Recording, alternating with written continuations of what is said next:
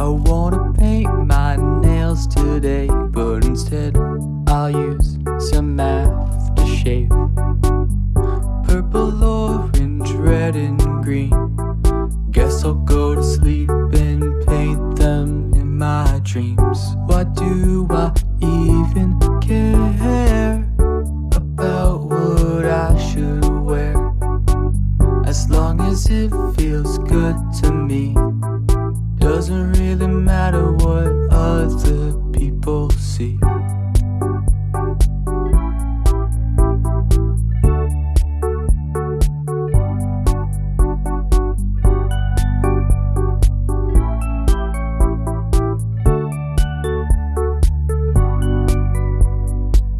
I wanna pierce my ears today, but instead I'll use some body spray.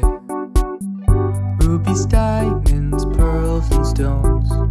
Guess I'll go and use a filter on my phone. Why do I even mind what accessories I like?